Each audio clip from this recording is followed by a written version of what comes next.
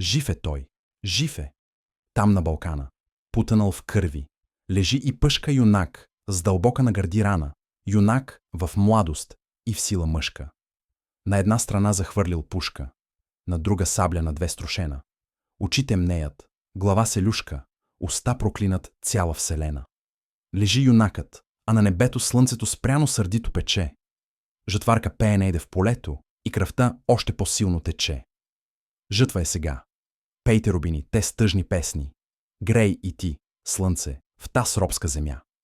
Ще да загине и той е юнак. Но млъкни сърце. То, с който падне в бой за свобода, той не умира. Него жалеят земя и небо, звяр и природа и певци песни за него пеят. Денем му сянка пази орлица и вълк му кротко раната ближи.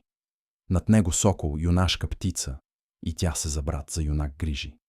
Настане вечер, месец изгрее, звезди обсипят сводът небесен, гора зашуми, вятър повее, Балканът пее хайдушка песен. И самодиви в бяла премена, чудни, прекрасни, песен поемнат, тихо нагазят трева зелена, и при юнакът дойдат, та седнат. Една му с билки раната върже, друга го пръсне с вода студена, третя го в уста целуне бърже, и той я гледа.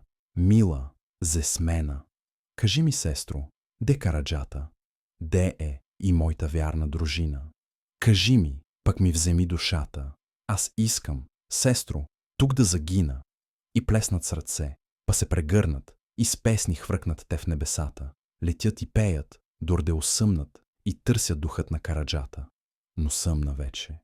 И на Балкана юнакът лежи, кръвта му тече, вълкът му ближе лютата рана, и слънцето пак печели, пече.